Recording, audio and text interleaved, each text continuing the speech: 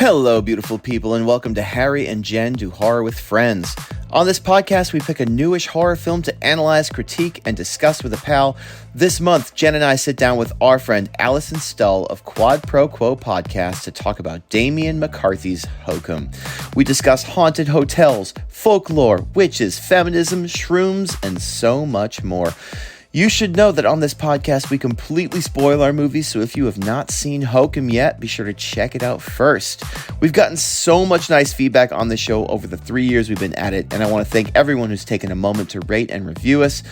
One platform we could use help with is Apple Podcasts. If you happen to be hearing us through Apple Podcasts, please consider helping us out by writing a nice review, throwing some stars our way.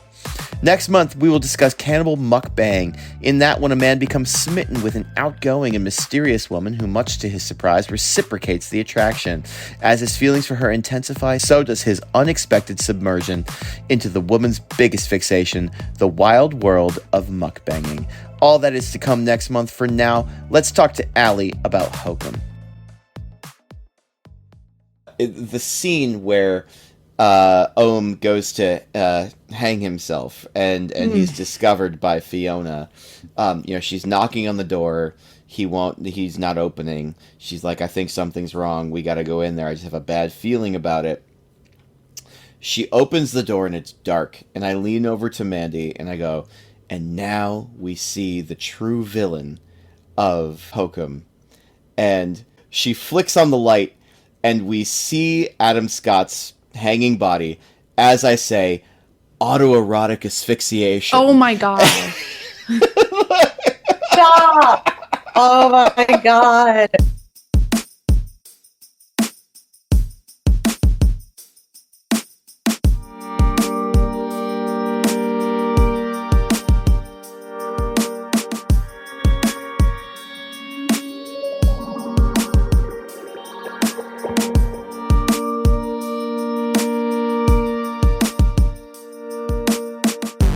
Hey everybody, I am Harry Nichols. I'm a singer-songwriter. I'm an English teacher. I am an amateur podcaster, and so here where I live, in the wonderful town of Ithaca, New York, we have a thing that is happening right now, and it is called Slope Day over at Cornell University. And this is, anybody who doesn't know Ithaca, this is an occasion for, all of the young scholars to get together and just get, absolutely plastered. It's so classes have finished, and I think it's a celebration of that, technically, although I'm not totally sure. And they get, big name acts to come. I think it was Chainsmokers was here. Yeah, they were, yeah. Right now. Performing, and boy, can I hear it. Oh my god. Not to sound just, I recognize that this makes me sound like a grumpy old man. And to be fair, I'm willing to own that at this point. I'm fine. I'm fine being a grumpy old man. It's just who I am now. I'm just gonna own it. I get it. I say that I'm like a grumpy 80-year-old woman most of the time. And I'm so sorry that you can hear that from your house, because that sounds awful. Well, all of us, so Cornell's up on a hill, and all of us who live, in the valley, it's like we're at Slope Day. And, it is what it is. But I literally never thought of that, because I am out of Ithaca, and so I get the joy of not hearing that. But what you may end up hearing throughout... Oh, I should introduce myself. Hi. You should, yeah. Who are you? I'm Jen Lightfoot. I'm an artist and tattoo artist, and I'll add amateur podcaster sort of in there. But yeah, while you're having all the college noise, we just got a dog, and the dog was literally scratching at the door while I was trying to get Zoom to work. So I think Tegan is trying to entertain the dog, whose name is Watson. And hopefully he'll chill the fuck out and go to sleep. Is Watson this is a Sherlock Holmes thing, or is there a separate... Okay. Yes. So it is a Sherlock Holmes thing. Tegan's previous dog, well, our previous dog who Tegan got before she met me was Toby, and Toby was the name of Sherlock's dog. So, and now we're getting cats too, and they're all going to have murder mystery names, which I will reveal later. Oh my God, I love Love. that. Um, but yeah. Dude, life goals right there. Hmm. Murder mystery themed pets. Let's go. We're going to solve a mystery. Hi, I'm Allison. I'm also an amateur podcaster. I Yeah. one quarter of Quad Pro Quo. Hmm. We do movies as well. I feel your pain, Harry, because I live within walking distance of the UD Stadium in Oh. Delaware. Uh-huh. So we don't have like as bad, but we can always pretty much hear like the marching bands Uh-huh. or any event they're having over at the stadium, we can hear like in our backyard. It's not that bad, but anytime anything's happening at the stadium, traffic around our house is a nightmare. And Dude. I don't think they're done school yet. I think maybe Hmm. because UD's a little bit different than other schools. Like they go later in the year. I think they almost kind of like almost have like trimesters instead of just Oh, two. Oh, interesting. Yeah. But like graduation will be soon and that'll be a nightmare. And then anytime, Biden comes into town, it's like, gotta shut everything down. He's the Delaware guy. He's a Delaware guy, even though he's from Pennsylvania. I Yeah. can't believe we didn't talk about this last. So we've had you on the show before. Hmm. We talked about the other Damien McCarthy movies. We're talking about the new Damien McCarthy movie tonight. Before we do that, though, give us a quick spiel on Quad Pro Quo. Pitch that Sure. for us one more time. Sure. So, we basically, there's four of us, me and my partner, Matt, and then our neighbors who are also married and we're all friends and we live next door to each other.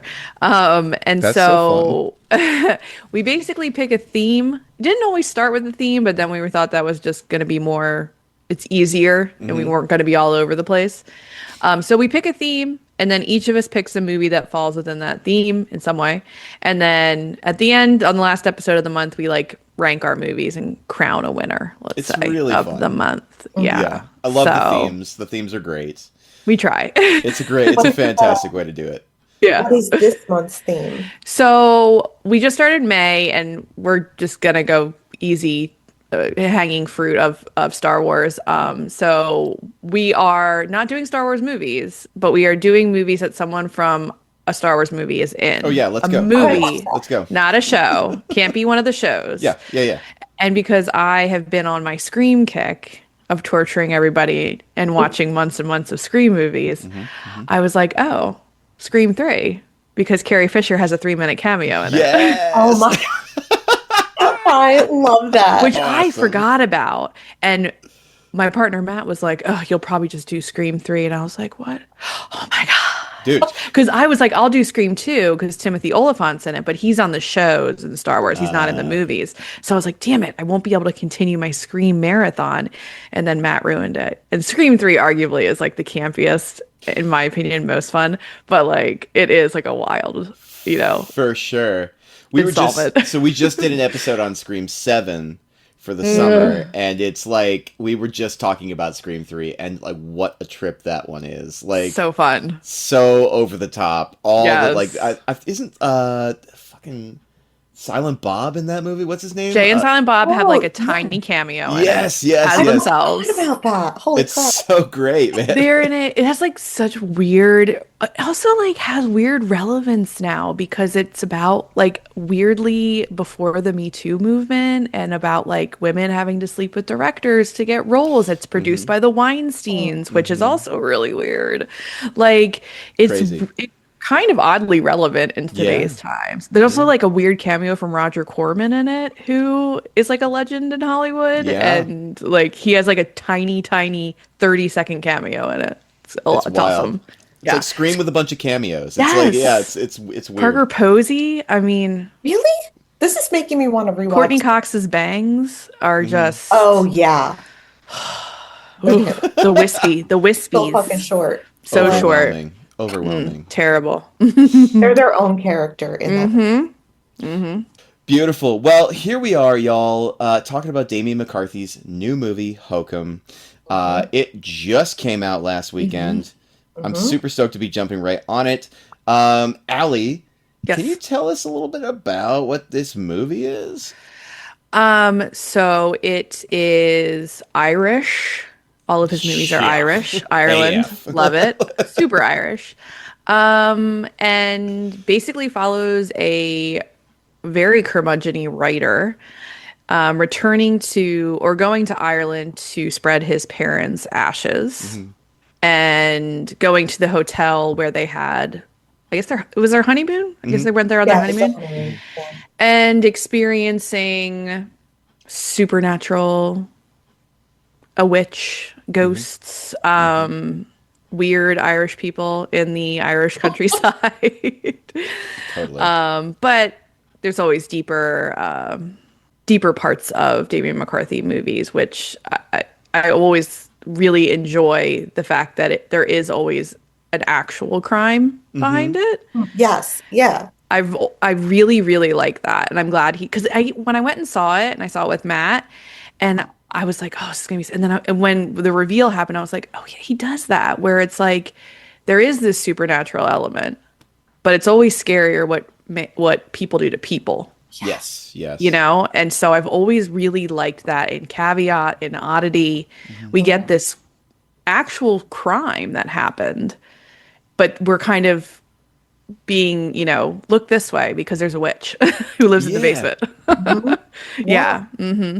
I'm so glad you said that last part, Allie, because like I think that there is a real temptation to like uh em- to be drawn to the supernatural elements that are Hmm. dangerous in the film, like as kind of like the monster or the villain. But I Yeah. Hmm. I think that all of these movies are just so like they're really like human villainy. It's like Hmm. you know what I mean? And then the supernatural elements are like almost kind of corrective to that, right? Like there's like the supernatural elements tend to punish the human villains, I find.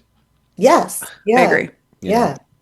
Cool. Yeah, I Mhm. agree. I was gonna say one of the themes, like I think, is kind of fluid through his movies, is men behaving badly, Totally. Yes. Mm-hmm. Yep. especially towards women, especially towards women they're supposed to love, Mm-hmm. Mm-hmm. Yep. and the supernatural kind of righting those wrongs of Yeah. these scorned women, Mhm. basically. Totally. Or yeah, so I really I liked that, and like, um, I mean, it's a beautiful movie. Mm-hmm. His movies are always really visually appealing, Totally. especially it's Ireland, so always gorgeous. Yeah. Should we toss out a couple of questions? Who's got Yeah. should we analyze this Mm-hmm. Let's mother do effer? it. Sure. Yeah. Mm-hmm. Who's first? Well, I was gonna say one of the big things that I'm always struck by in his movies is his use of space. Ooh. I think one of the things that always kind of scares me in horror movies is like the idea of like liminal space. Mm-hmm. Like The Shining does it very well. Yeah. Even though I don't think it's a good movie, I still enjoy it. Grave Encounters does it Oh, really yes. well. Mm. Yeah. Yeah, so like going up a staircase and there not being an end, or turning around and there's a wall, like that always really freaks me out. It's like reading House of Leaves or something like Oh that. God, Like, yeah. yeah. I just always have found like that the location is alive in Mm-hmm. some way. Like The Haunting of Hill House is kind of like that, the original one, not that Mm-hmm. awful one with Liam Neeson, but like the original one where like the walls breathe and everything like that. Yes. Or the book.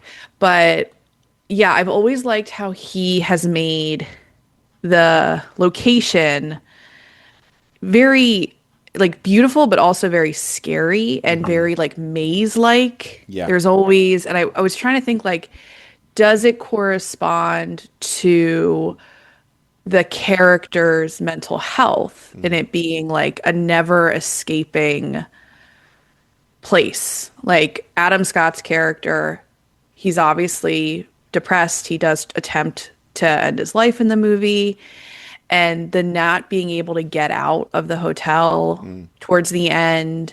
And I was really struck by his use of like just recurring shapes. So the circle, obviously, circle with the chalk or salt with Yes, Furwit. yes.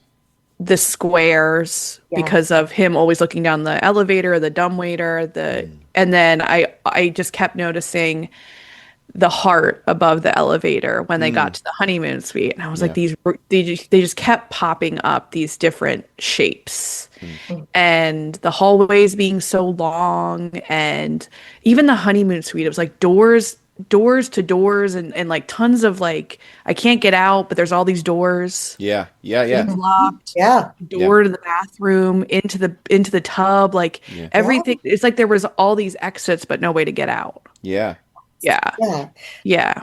And I think it does lend itself to the character's mental state because Hmm. it Hmm. he is so depressed. Like, but it is interesting that it almost reverses because he has his moment of self-forgiveness and like almost like a revelation in the Hmm. basement, which is what Yeah. you would be the deepest state, but in a way it is. He's Hmm. like crying. His mother is like consoling him. So it's like he has literally gone to the bottom, like to the Mm. depths of like him. Yeah. Hmm. So I don't know. I think that's interesting. I don't know why, but because I just saw the movie today. Hmm. When he looks down the dumbwaiter, is that Hmm. it? Uh I mean, it's like an well, no, like that's a dumbwaiter to the basement. yeah, That's a that dumbwaiter, part. It basically. almost like because I was trying to think of things with like motherhood as well. Hmm. Mm. There was like I was like, oh, you could do a deep reading of the vaginal canal and like the like Oh. witch, like I don't know, being like some kind of mother like crawling out because she Hmm. crawls out almost like of it. But I don't know. I Hmm. didn't, I didn't dig that deep into it. I was just like watching it and thinking there were a lot of visuals that were really fascinating that Hmm. Hmm. I feel like also hold metaphors within them. Yeah. Hmm. I'm kind of down with that. I'm happy to run with that. Like Jen, like I think if you want to take it there, um, like he has to go down into that basement, and it's like there that he's like kind of reborn, right? And he has to like he almost gets like a second shot at his whole existence, which I don't know how Hmm. you feel. Like I had feelings about it. We can get to that later, but Yeah. like down there, kind of like in the sort of like womb of that basement, right? Like he kind of like he gets to kind of like reemerge a new man, which is that's an interesting take too. But Hmm. so Ali, I'm so glad you brought that up because like I can't believe that I really wasn't paying any attention to the like the strangeness of the spaces in all of these movies, and they're all so Wait, you didn't pay attention to the strangeness in any of them, even no, I mean, Combat? we had a conversation about the Yeah. strangeness of the house in Oddity. Obviously, the Yes. house in Caveat is like Yeah. very unusual, but it's like Yeah. it's all very confined. It's all very corridor, right? Like Mhm. it's all just like long, deep spaces, right? Yeah. Hmm. That are kind of weird and just not what you would expect from any space at all, right? Like that basement is it feels like it's just like a long kind of hallway, right? Like it's just Hmm. Yeah. um yeah, and I Yeah. feel like almost maybe it kind of lends itself like I feel like the opening of the film is very Shining, right? Yeah. Shining is Hmm. a famously labyrinthine, impossible architecturally hotel Hmm. where and at the beginning of this film we are watching an overhead shot of a car driving along a highway Yeah. just as Jack Nicholson does to the Overlook, and we are also going to a haunted hotel, right? It kind of almost like begs comparisons there. And The Shining 2 is like this like big patriarchal, uh, you know, uh, story or critique Hmm. of the patriarch, or so many people want to read it as such. Yeah. Mhm. I would definitely, because I think it is one of the things that scares me is like space, like that sort of stuff. Is why I Definitely. always think like the first Alien is scarier because the ship Mhm. is so big, Yeah, but it's also incredibly confining, definitely. and you feel claustrophobic, even though it's this huge space, Hmm. and things change, and doors move, and like stuff like that. And like, Hmm. I just felt that way with this because it is like it's like a small hotel. It's not a huge, I mean, and it's an estate, but it's not huge. Right. But it just seemed never ending. Even when he goes first to get to his room, when he first checks in, and he says, "My room should be here." And she's like, "It's just down here." Yeah. You Yeah. know? And Totally. it's like I've always loved stuff like that with hotels, like the absence of a 13th floor always like is super fun to me. Um, but I just kept noticing like the shapes and the hallways especially because in Oddity that really freaked me out was the house was weird with the It hallways and was the weird. corners and like the things like and caveat with like the crawl spaces and everything like that. It's just very, very creepy. There's another movie that came out. I think it's like an Australian movie that came out like maybe 2 years. I'm not going to be able to remember it. 2 years ago, and it's about a mother and a daughter and a grandmother. So it's about like three generational women, and they're trying to sell the house, and that it all takes place in the house, and they find all these things behind the walls, and then they can't get out of the house because they're stuck behind the walls. And I can't remember what it's called, but it was really, really good, really Oh my Nice. creepy. God, if you think of that, let me know because I'll look it up real quick. this is also one of my fears, and I have recurring nightmares hmm about like buildings and spaces and houses that like go like down narrow hallways or in basements. Like Barbarian is one I think of where Mm-hmm. Mm-hmm. I got a like very barbarian feel when he went down into that basement. Definitely. right? Because it's like Absolutely. uncomfortable. The other thing I will say when he went down to that basement, I did live in an apartment in Philadelphia that I swear to God was haunted, Mhm. and that the archways in those doors looked like that basement, and I was like, that is Oh, terrifying. that's There's Yeah. nightmarish. Yeah, that's terrible. right, and I think the thing with the basement too in this one is you don't know if it's just one hallway or not. Mm. It hmm almost looks like at moments it could break off, but like it's unclear if it, I don't know, it's very disorienting the way that it's like lit. Hmm. Um, which I think lends itself to feeling like that labyrinth type like, vibe or hmm It's called Absolutely. Relic, Jen. oh, Relic. I think I Oh did see yeah, that. I've seen I gotta Yeah, Relic. it watch came it Yeah. out in like 2020. Not the really bad Relic from the 90s. Not Oh, that one. I kind of Not love that not movie though. not Like it's I think this terrible, it's isn't that bad, Guillermo but del it's Toro too. It's so wild. it's like good bad. Yeah. Yeah, no, this is a different Relic. Okay, cool. Yeah. hmm Well, so I wanted to ask about the ending. Mm. And like I found the ending very strange when I watched it. And I've since had a lot of conversations that I think have made it have put it a little bit in perspective for me. But I'll just put out there that I didn't love it at first, but I wondered if y'all. So as I said, I found it very strange. I wondered if y'all had any reads on the ending that accounted Wait, for the strangeness. quick question. Yeah. The ending, like with the characters in his book, that ending? No, no, no, no. What I found really That was weird fun. what I found really weird was the basically the part where he kind of at the end of the movie he wakes up in the hospital Oh, and the bellhop comes in, but he's wearing like a 1950s ice cream uniform, and he hmm hands him a bottle of booze, um, hmm and our the main character just kind of pulls this like real like full on 180 on who his whole character was for like the whole movie, and he's just like, you know what, I don't need this booze anymore, and hell yeah, I'll read your draft. And like I was critical of it at first. I think I still am a little critical of it, but I wondered if you felt like it was an appropriate ending for the movie that we had. yeah, it didn't bother me just Okay. because before that we have that scene where he's in the basement and like I think the thing that troubled him the most Hmm. was hmm his trauma and guilt Hmm. of accidentally shooting his mom in the Hmm. face. Um, and I think that moment of forgiveness and self-forgiveness was such like a relief for him. I mean, yes, sure. It is 100% unrealistic that he would suddenly not be drinking anymore. But at the same time, I felt like it worked for the movies Okay. because it felt like a folk.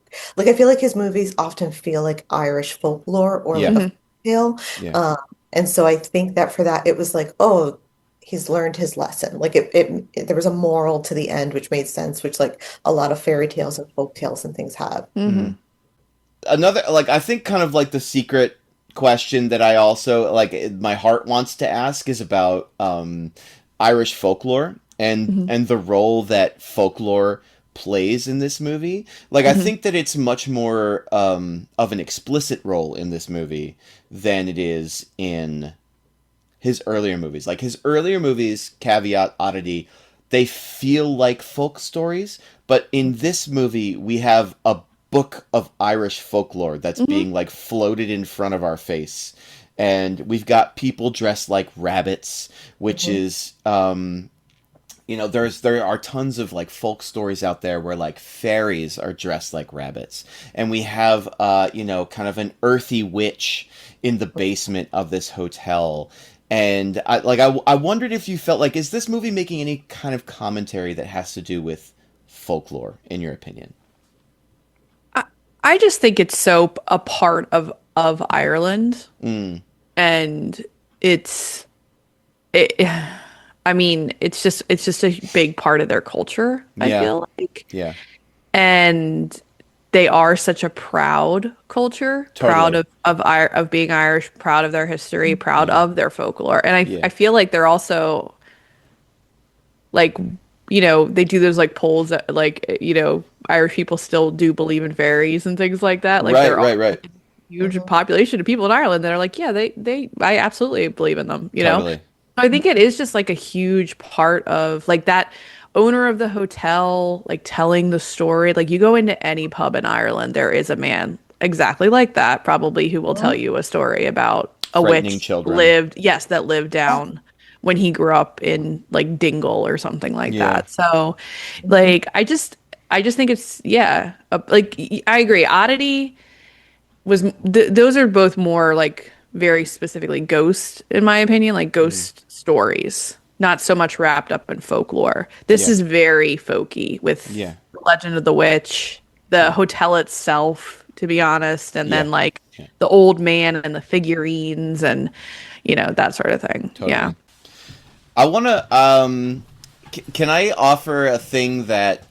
So I want to give full credit right now to one of my students, actually, who also saw this film over the weekend. We didn't see it at the same time, but we both saw it over the weekend, and we're at a point in the school year where we had the AP Lit exam today, and we're in this weird kind of liminal space in the school year where we're kind of transitioning into the sort of part where we're starting to relax a little bit, and we're just kind of like ultimately hanging out in the classroom and talking about these things. And so I had this student who honestly knows so much more about like Irish history, folklore than I could possibly know, and who is just like wise beyond his years. And I had a fantastic conversation with him, and he brought up this idea. So first of all, I want to give full credit to Leo Holloway.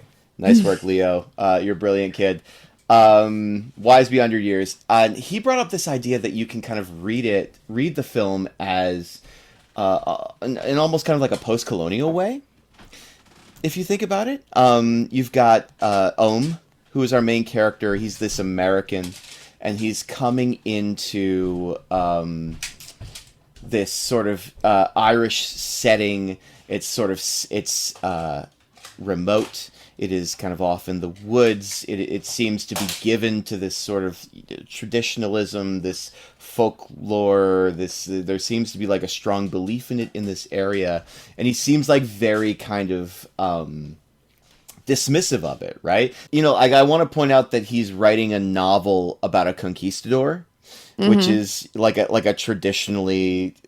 Not a traditionally, it's just a historically invasive, like colonialist position, right? Like that's what the conquistadors did, is they like invaded indigenous cultures. This is getting at the question of the title of the movie, which is Hokum, right? And Hokum is nonsense. That's what it means, right? And there are all these interviews of Damian McCarthy talking about the character Ohm, and like one of the defining qualities of Ohm is that he is resistant to ideas, right? He is dismissive of the people around him, and you know, like interestingly, like I think a really central scene to that movie is the scene where he and Fiona are at the bar, and she describes, I forget how the conversation turns to it, but she describes the witch and how you have to draw a circle around you. He dismisses it as hokum. And I think it's kind of interesting that the movie finds a way to, I think it legitimizes those folklore horrors in a way. And the way that it does that is through the mechanic of the mushrooms.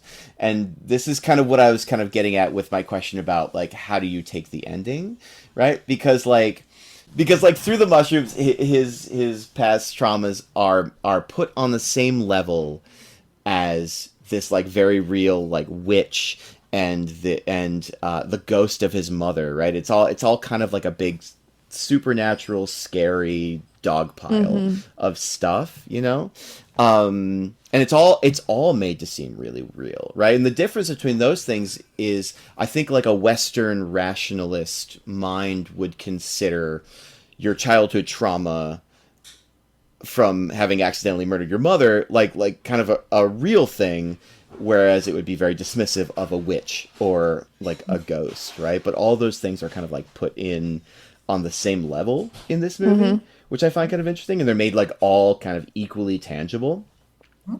And then the ending, what I love about the ending is that it strikes me as just so absurd, right? And I think the absurdity comes from that ice cream outfit, like kind of essentially, right? It's and just the improbability of everything seeming so happy and tied up, right? So in the end, it kind of makes what, you know, the sort of Western mind would consider real life silly seeming, or like kind of unusual, and you know, whereas it has kind of really legitimized the like supernatural, spiritual stuff that like Western thought would kind of dismiss. Does that make sense? Am I making any sense? Definitely Am I just blathering? Sense.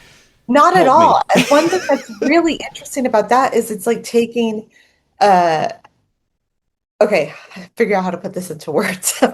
It's taking like the witch and that kind of like supernatural folklore stuff, Yeah. mixing it with what is never mentioned in the film, but what we might see as like Christianity, like, you know, or some kind of like afterlife. You Yeah, know, sure. it's like, oh, this is like quote unquote like a real person. Like, and then you've got two different, I don't know, because I feel like with those two things, often they butt heads. Like in a Western world, they wouldn't coexist together on the same plane, if that makes sense. Yeah, they're like conflicting ideologies. This Right. idea of like kind of a guardian angel, and the idea of like a naturalistic witch who is like of the earth. Yeah, totally. Yeah. And it almost makes, there were times when I was watching the movie where I was like, oh, does the witch have a backstory? Like, what's her deal? Was she a real person? And I was 100% fine that we never got that. Yeah. But I Yeah. think because she's on the same supernatural plane as the mother, which, you know, is she a ghost? Is she a reflection of his inner demons? Because like Right. he's remembering her with the gunshot in her face, you know Yeah. what I mean? So like, but it's still like just as real to him. I don't know. It's very interesting Yeah. that like, But also on the same plane as his like nightmarish mushroom visions of Jack the Jackass, right? Like that's, true. I Yeah, think people would like acknowledge that as real, but tend to, you know, dismiss the witch or the ghosts. you're But here right. it's all in a big supernatural dog pile, which is kind of something I love about the movie. And as I was saying, kind of gets at this idea of like why this movie is called Hokum, because Mhm. like Hokum is a thing you would say to something you don't believe, right? It's nonsense. It's ridiculous. But I think it really should be kind of like Hokum question mark. Like, As I was watching it, I was like, I feel like there is a theme of like mothers and mm, not, I was just thinking, or like abuse towards women, but the two women I was thinking of in particular were his mom mhm. and, oh, Fiona. Fiona. Yeah. Mhm. And just what did you guys think it was saying with motherhood, especially since their deaths are connected to them having children? Like Mm, Fiona was killed because she was pregnant and chose to keep the child, and his mother was killed because of her son who accidentally shot her. Like in the end, the children killed their mothers. yeah. What do you guys? Yeah, am I overreading it? No, I don't think you're No. overreading it. I'm not sure that the situations of Fiona and Ohm's mom are exactly the No, same. no, no. I don't think they're the same. Although, maybe they are though. Like, right, like Ohm unintentionally killed his mother with his father's gun. Fiona's unborn child, she was murdered because she was pregnant, essentially, right? But she So, wasn't threatening him either. She was saying, I won't say anything. I just want to keep the kid. yeah, You know? yeah, Mm. that's kind of interesting. So I will tell you, I was a little bit surprised. I'm not sure if this really is going to answer your question, but That's okay. I'm sorry. I Conversation. was a That's little bit good. surprised to find that what we're haunted by in this movie is like a female witch, Mm. right? Given all that we hear about his dad and how terrible his dad became after the death of his mother, I kind of expected, whatever kind of demonic thing in the basement in his subconscious to be representative of his father, not his mother. You have a thing to say. But she is the one who basically takes the men, right? Yeah. Like she takes that guy and she is gonna torture him forever, walk him through hell, whatever like the little story was in the Hmm. beginning. So it kind of makes sense that a woman would be the one judging Mm, what happens to the man. hmm. Hmm. He is like the one muddy thing with this though is like Adam Scott gets out because of whatever, his self-forgiveness. So it's like, does that count? Because technically the witch isn't judging him, or if it's because it's giving him time to make that self-reflection and change as a person. I Mm. don't know. Or maybe it's Well, because. Oh, sorry, Allie. I was gonna say he's also technically saved by two women in the movie. Fiona saves him Right. from when he hangs himself, Yeah. which I hate that imagery. I always do. I hate when they do it in movies. And his, the ghost of his mother basically saves him from the witch. I do think that it is Ohm's adoption of the chalk trick Yeah. that really actually saves him in the end. I mean, like, yes, we see like his mother kind of supernaturally forgive him. But who told him about the chalk? Well, exactly, and it's Fiona's who's told him about the chalk, Yeah. and I do think it's Fiona's belief in the like spiritual realm, that it's really like a massive deciding factor in whether he survives the night or not. And I do think, please tell me if I'm wrong about this, but I do think that like belief in spirituality and like access to spirituality is often associated more with like feminine vibes, like generally speaking in our society. And I maybe I'm wrong with that. I mean, I'd agree with you. It usually has like more of a crunchy granola negative connotation when you talk about spirituality and women because it's always going to be like astrology and Well, but I like think that that sort of that's stuff. a very American thing. Like I It's a don't, very you know what I American mean? I thing. don't know that Yes. that's necessarily how it reads Not to like Irish people. to other No. people, right? Yeah, yeah. No, no, no, no, no. I read an interview with David McCarthy where he said like they basically asked him like, why did you like why a witch, basically, and he said he always thought they were the scariest because they always looked they were having so much fun. Hmm. And I was like, I love that because Yeah, witches have totally. always been kind of like my favorite, like witches and vampires, and I'm like, yeah, witches do always have so much fun. They don't have kids. They don't gotta worry about a man. Usually eating the kids, like it's so much better like that way, you know? Yeah. Dude, they Like, often and that's have why he said like, well, he said it was so scary. And hmm, like the idea of like, I mean, this might be reading way too far into it. Witches are scary to men because they're powerful and they're independent hmm. and they don't need you.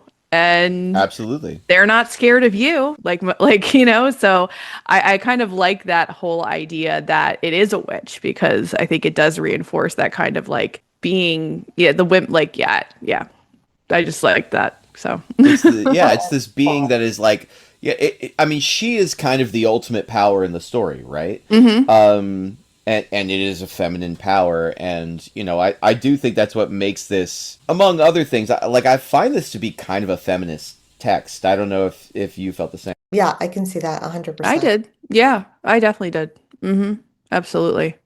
I think all three of his stuff is. I just think it is. I think he writes women very well, and I think he writes their stories very well. Like Jen, you said that he's a white cis man, and a lot of or his three movies have been about women and betrayal and not being treated correctly and like overcoming, even though it might not be on this ethereal plane, but like Mhm. getting the last laugh, let's say. And I think he does a really good job at that. She's having fun at the end. Like she's getting to take him back and like torture him. And in a way, in that moment, she is kind of the hero. Absolutely, she's punishing the bad guy. Yep. hmm Yeah. Yeah.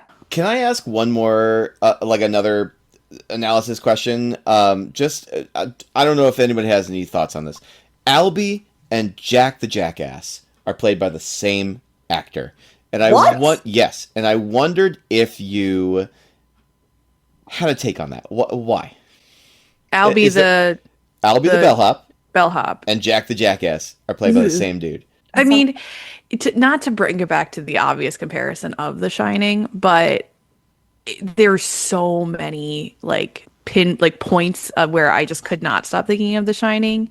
Towards the end of The Shining, when like why am I blanking on everyone's name? You talk When about Duvall, the mascot fellatio scene. the mascot fellatio, the Yep. the guy bleeding in front of the like all hmm the ghosts that she starts and they start to see at the end. There's like these calls in this movie where it's hmm like yeah, like the donkey and then the front desk clerk kind of running Yeah. around and like it just it I couldn't not compare it.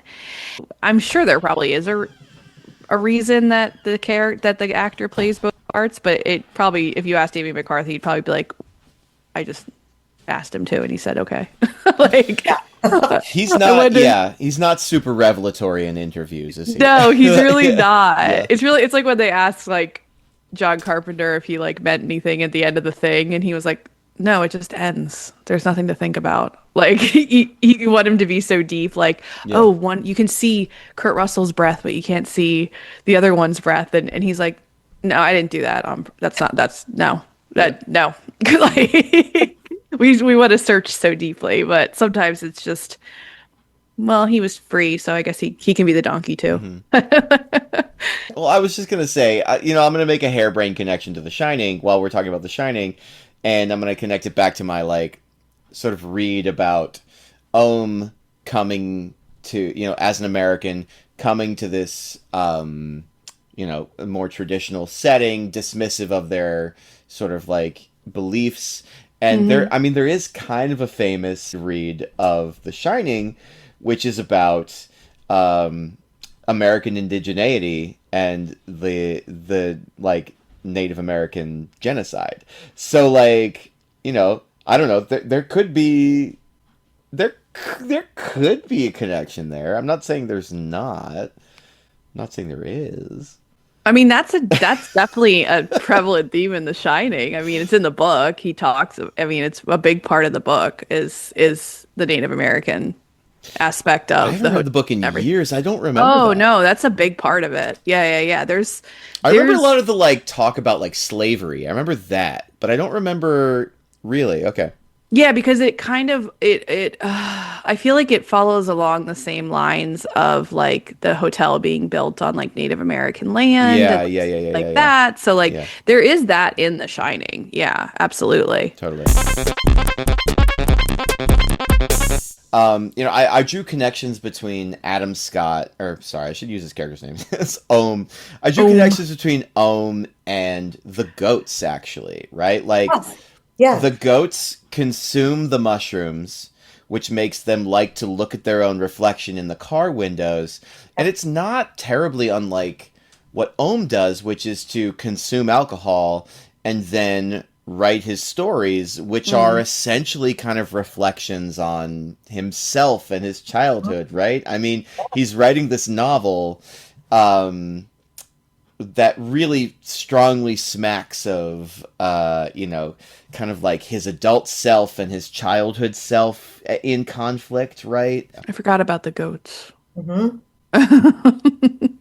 Because I was struck because he's such an asshole in Oh, he's a the beginning. monster. He's He's terrible. such an asshole. And I'm Terrible. just like, how can you be an asshole to Irish people? They're so nice. They're like always the nicest people. Mm, And him just like being so aggressive and confrontational from Jump Street yeah. about like, yeah, it sucks that they killed that goat because they get high and they knock into they see their reflections Cars. Yeah. in the cars.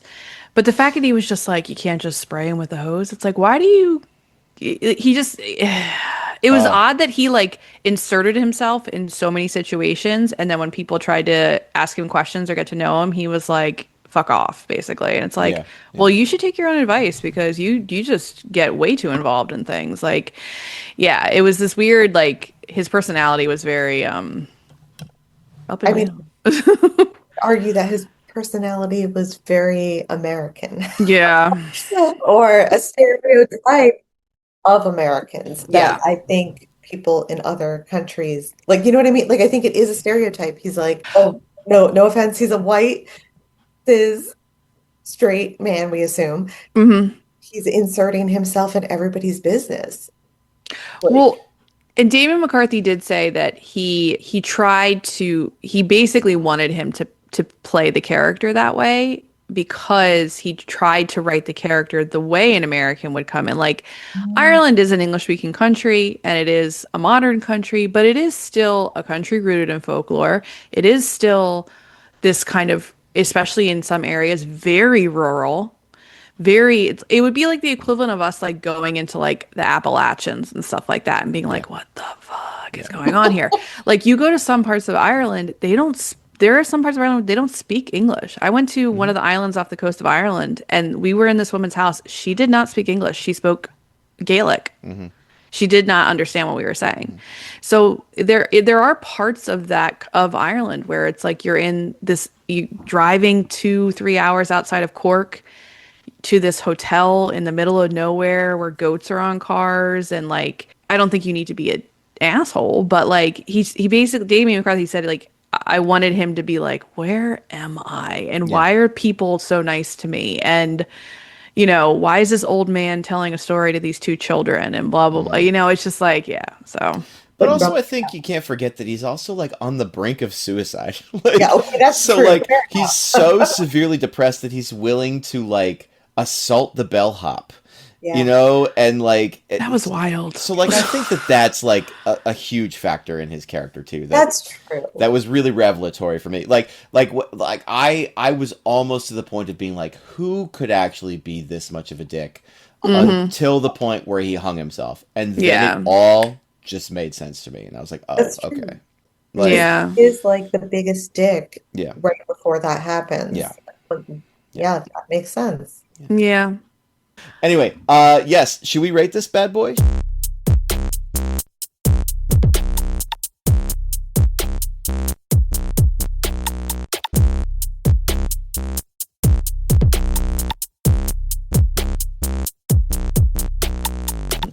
I'm still gonna say I like Oddity the best. I still like Oddity the best. I think it's super weird with that wood man, and I love the woman in it, and I really like Oddity a lot. I did really like Hokum. I did. I don't know if I'd give it an 8. I'm gonna give it a 7. It was creepy. It was super creepy. You know what I said to Matt after we saw it? That it could also be a stage play, in my opinion, because it does mostly take place on one kind of set. Like, can you imagine seeing a play where the last half of the play is just that creepy hotel room, and you're just like watching like it? I just think it would be really, really cool. I saw, when I went to London one time, I saw the Woman in Black as a play, and it was uber creepy. Like the Daniel Radcliffe movie? Yeah. Mm-hmm. Yeah. It was a stage play. And was it a play first? I don't know if it was a play first. I don't know. But I saw it in London, and it was so good as a stage play. It was really, really well done, because that also takes place basically in one location. And I remember just after I saw this, I was like, this would actually be a good stage play. So yeah, I definitely liked it. I thought it was creepy. I love the witch. You know what? I'm gonna give it an 8. I don't know why I said a 7. What am I thinking here? Because I would watch it again. I would actually probably watch it a few times. Because I do think if you watch it again, you'll probably find more stuff. Yeah, I did think at times it was a teensy bit slow, I guess. There was this point where after he comes back from the hospital, when he tried to end his life, and he comes back, and it's like all of a sudden it's the end of the season. There were parts that seemed a little disjointed, I guess, kind of. It's like, how long was he in the hospital? Because now all of a sudden it's the end of the season, and they're shutting the hotel down again. Very Shining. But I was like, how long was he there? Because then they said she's been missing for weeks or something. So I was like, that was a little like some parts felt a little like creaky, or like maybe they weren't fully flushed out. I still really enjoyed it. So yeah, I'm gonna give it an 8. I'm also going to give it an 8. I do not remember what I gave the other two. I feel like regardless, all of his movies are so closely fucking rated for me. Like, I watched this movie in the theater today. I went home and I was like, I kind of want to watch it again. Because I feel like with his films, you kind of like you were saying, Allie, like you kind of notice different things each time. You're like looking for little things. And there were moments where I would like wanted to pause it. When I got out, I was just like taking notes, like I was like thinking about it. It was really kind of great to watch in a theater too. Granted, I was so hoping I would be the only one there because I went at fucking 10:50 this morning. There were people Were there there. more people there? 2 other people came in. I saw it on a Sunday at like 11:30, and there were more people in there. It's insane. Oh, Sunday makes more sense. Weirdly, when I saw Scream 7, totally empty theater, totally by myself in Scream 7. Okay, Imagine that. You was can kind of never- creepy though, I'm not gonna lie. Kept looking for Ghostface. But yeah, I love that his movies like make me want to think and pull connections to things. And like I also was talking about this with Tegan earlier. I really like that his movies are have a cohesive like they come full circle. Like there's a beginning and end, and it is its own story. There doesn't need to be a sequel. There doesn't need to be a prequel. It just is what it is. And I really like that. And I think it makes his movies feel like little folk tales. I enjoy that he does something a little different every time, but that it's visually interesting. Like last time we had the wooden man thing, the thing that I can't remember the name of. And this time we had like, I don't know, yes, the witch, but like I really love that little folks tale story in the beginning with the little figurines. Like kind of gave me vibes of the movie Stop Motion for a second. And I was like, ooh, this is cool. Like I was like, I like that he obviously has a slightly bigger budget. He has Adam Scott, which is like, you know, a known American actor who actually really liked the other two movies. Hmm. And I guess they just were in conversation. Well, he But said he wanted Adam Scott because of Severance. that's right. Damian Yes. McCarthy Yeah. had been watching Severance, so. But then I love that Adam Scott was like a fan of his, but I was Hmm. still loved that like it wasn't like suddenly he has gone and made like a mainstream Hollywood movie, Hmm. or like sold out in some way, which so many horror directors do. I Hmm. kind of hope that he stays on this path of like staying true to like his vision, because I think it's original and interesting. I will give it an 8 as well. And I think that my main hesitation about it was the ending. My initial reaction in the theater was like, oh, like I was on board for the whole movie, having a blast. And then pretty much the moment the mother kind of forgave him through the end of it, I was like, this felt too clean. This felt too pretty. But, one of the magical things about art and conversation about art is that you can come to new appreciations. And I really think that through my conversation with my student, I actually kind of feel like I get this ending. I think it actually does make sense from a certain point of view. I think it kind of works, like, so once again, I just want to shout out Leo. Cheers to you. And no, and I think that these are really solid things. I also love, like, it feels like this was maybe a slightly headier work from Damien McCarthy, whereas Oddity was fantastic, but I also felt that it was like kind of fairly cut and dry, and kind of like a simple classic ghost story. It's classy. It was nice. It was toit. But I was interested that he did something a little bit more complex, a little bit more dissectable from a various points of view with this one, and so it was great. I'm not sure what's stopping it from reaching higher. I don't know. I think he just Damien McCarthy has yet to quite hit that perfect. You know what I mean?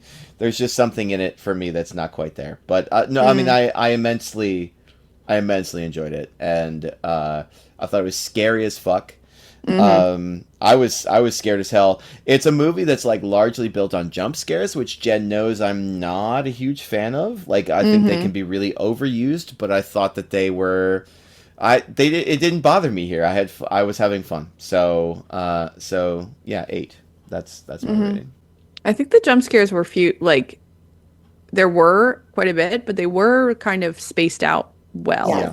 as Yeah. opposed to like the James Wan averse where it's like one after the other, Bam, after the bam, other. jump scare, Yeah. jump scare. Yeah. Yeah.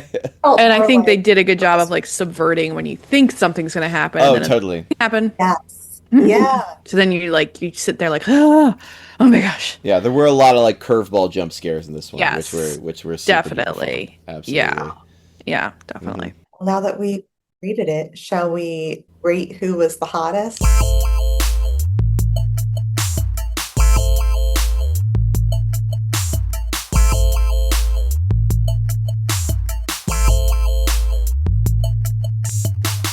I have a strong answer, Oh, or have an answer that I feel strongly about. I have an Okay. answer. I have an answer. Is it the Conquistador? No, oh, he is hot though. You're right. Okay. Well, Fiona, gorgeous. Absolutely. Yes, no doubt. And weird and witchy. But also Wait, alive or dead? what do you Ooh, Alive, Dead, or I mean, Rabbit Suit? well, the rabbit Both. suit was kind of cute. I'm not gonna lie, and she kind of looked cool as a dead girl. But also weirdly was attracted to the guy in the woods who got high off the mushrooms. He was cool, and I like a weird Irish dude. He's got fun vibes. You know. Fun vibes. Yeah. You know, like I feel like he'd be a good time. Yeah. So I 100%. liked him. I did. I really Absolutely. did like him. Yeah. Dude, I think Adam Scott. I think I can't help it. I know he's a monster in Yeah. like most of this movie, but just the like sort of like brooding, fucking angry writer thing, it works for me. I can't help it. It's just Adam Scott is one of Tegan's like passes. You know Like what top I mean? five, yeah. Like top I actually know five. this already. Tegan and I have texted about this, but yeah, sorry. That's insane. Oh my God, I'm gonna text her and be like, Adam's. I mean, I can see Adam Scott in Parks and Rec. Oh yeah, no, that's where. Oh, you want like the that's where. nerdy, lovable Adam Scott? No, I want the Yes, like I asshole do. monster. No, I don't Adam want Scott. the asshole Adam Scott. I want the nice Ben Wyatt Adam Scott.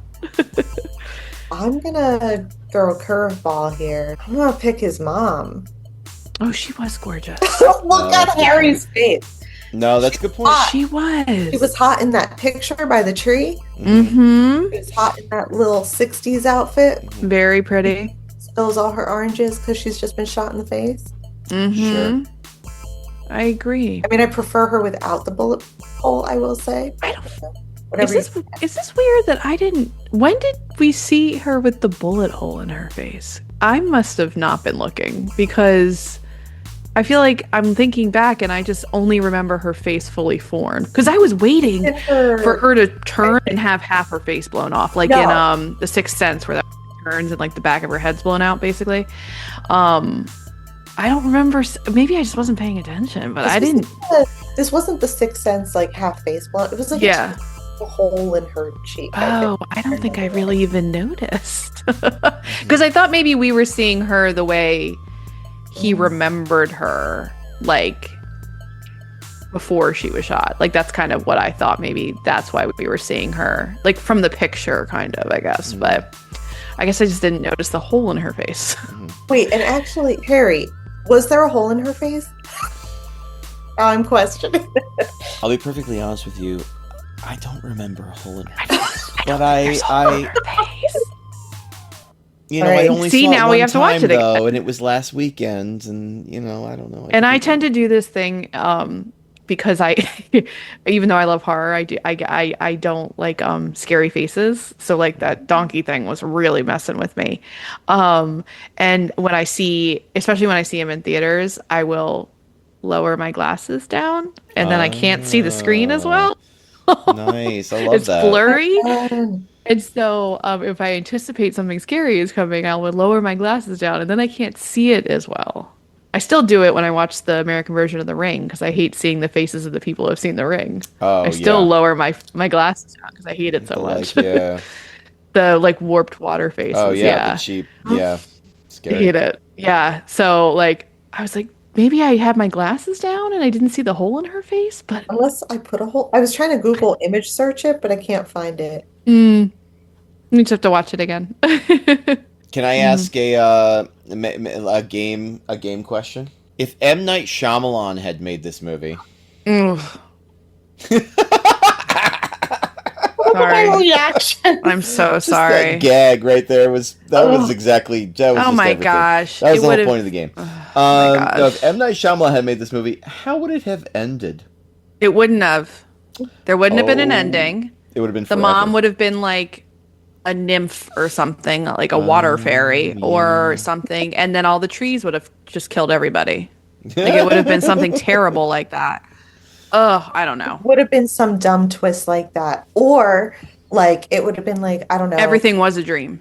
Yeah. Or He the was on a hotel trip. That would have was- been the twist. Yeah, or the hotel wasn't really a hotel, it was his family home. Mm-hmm. And it's all in his head. And he's still stuck in it or something Yeah. like that. It would have been something like that. He wakes up in the hospital, but then he's really still in the honeymoon suite. Yes. It would be like a 1408 scenario or something like that. Yo. Yeah, it would have been. Yeah, I kept thinking about 1408 too. I kept I thinking thought about that 1408 too. Yeah, yeah. It's hard not to. Anything. Wait, what is 1408? 1408 is another Stephen King, like, it's like a shorter story, and they made a movie of it with John Cusack because for a while John Cusack was only doing terrible Stephen King adaptations. Yeah.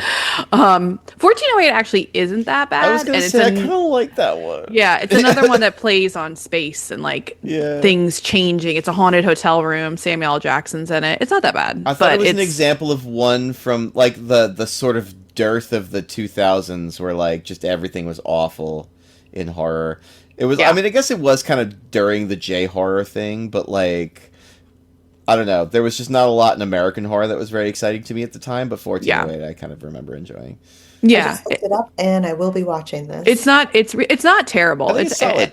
Yeah, like it. I love John Cusack. So like I it. mean, yeah. But I was gonna ask you guys if there's another there's a horror movie that's coming out that you are excited about. Oh my gosh! Like any horror movie, and we can't pick one that we're doing for the show, Jen. Okay, I don't even know what we're horror movies 2026. Can I tell you a thing that I saw in the when I went to see Hokum, I Oh, the saw trail, like the a preview. trailer for Evil Dead. Obsession. Oh, I'm excited about Obsession. And listen, I am so jaded on Blumhouse, but like, Okay. I kind of want to see it. I Wait, kind which of. I one's think it looks Obsession? good. I keep describing it as a horror version of Big because he makes a wish and it comes true. That's very funny. I'm excited about Obsession. I did see the trailer for Evil Dead Yeah, we're gonna do that Evil Dead one. Burns. That looks okay. I'm concerned that it's not Lee Cronin, so I don't know It's if a it'll. legacy sequel. It's Yeah. just it's gonna be a film by committee. We will see. Yeah. Yeah. The trailer didn't impress me. Yeah, yeah. And then I'm interested in that Backrooms movie, but I Yeah. also think it could be one that would really piss me off. You know what I'm quite interested in? It's not a new. It's actually out already, but Exit 8. Have you heard of Exit 8? Oh, No. what's that? This is a video game movie. And Oh. it's already Oh, out, well, and it's I'm like excited. Asian, and I'm it's kind of excited for Resident Evil, I'm not gonna lie. yeah. Oh, I'm excited for Resident Evil as well. I think Yeah. Zach Kreger's Well, I'm on a excited roll. for that. I'm I excited for his love take Zach on it. Kreger. I love. Oh, Exit 8. Oh, okay. Well, historically, I am very scared of Asian horror. Yeah. It very much scares me. Allie, were you feeling? Did you enjoy Weapons? Did you? I did enjoy Weapons. Yeah, I like Weapons. Yeah. I thought it was such a great mix of like super weird and funny and scary. And Amy Madigan is, I mean, I don't even know how to talk about that woman. She's amazing. And that ending. That ending. The ending, ending. and So I good. love, I kind of love how it was told almost in vignettes. I Yes. really like that style. And it's so tonally different from Barbarian that it's like you just don't really expect it. And I love that also that it was completely recasted because of the writer's strike. That it was supposed to be like Pedro was supposed to be in it. Pedro Pascal was supposed to be the Really? one Yes, he was, character. Every single part in that movie was recasted except for the kid who had yeah. the drug problem, Yeah. who's in the new Resident Evil. And he Every hung other around part- underweight for like months, right? Like, yeah. Every other part had to be recast because of the writer's strike. And I kind of like that. I kind of like that he was like, nope, not gonna give up on it. I'm gonna do it. And I thought I really liked it. I really, really did. I also like that it like supposed to take place in Pennsylvania, even though it wasn't filmed in Pennsylvania. But Do we have other thoughts we want to express about Hokum before we call it a day? no, I don't think No, so. I Other don't games think you want to so. play? As a penultimate thing, can I just offer you a story about me in the theater for Hokum? I went and saw Yes. it with my friend Mandy, and we love to banter to each other as we're watching a film. And something that happened that was absolutely brutal. The scene where Ohm goes to hang himself, and he's discovered by Fiona. She's knocking on the door. He's not opening. She's like, I think something's wrong. We got to go in there. I just have a bad feeling about it. She opens the door and it's dark. And I lean over to Mandy and I go, and now we see the true villain of Hokum. And she flicks on the light and we see Adam Scott's hanging body. As I say, autoerotic asphyxiation. Oh my god! Stop! Oh my God.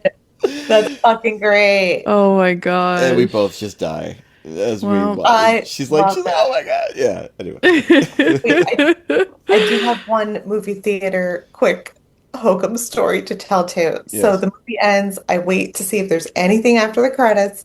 And so the lights come on and I'm leaving. And a man who is the custodian, because he has, or the janitor, whatever it's called, has like a little broom and stuff. He's going to clean stuff up. He is dressed in full Mario garb. Like he is Awesome. dressed like Mario. I think I know that dude. Nice. Well, I was like, am I high? Like, am I on mushrooms? Like, what the fuck? Because then he was like, oh, hey, it's me, I'm Mario. He was talking to me like that. And I was like, Oh. what? I was literally like, my neurodivergence can't handle this. Let's Mm. get At, the fuck out of here. Hmm. and I was like, wait, after Hokum, wait, how, what? All right. Well, the last thing we need, Allie, we need a soundbite to close I us know. out. I don't. What's I what's never the know what last to thing? Nobody say. does. That's the whole point. That's the Like, fun. may the force be with you because it's May. I But mean, you'll probably get copyrighted for we that. could go with that. Can we just say slanch because it's an Irish movie? Slanche? Yeah. That's cheers and Huh? yeah, like, there you go. Oh, well, I learned a thing. Perfect. Oh yeah, that's what they say. That's what they say when they cheers in Ireland. Why, thank you. That's Slanch. lovely. Yeah. Mm-hmm. Perf.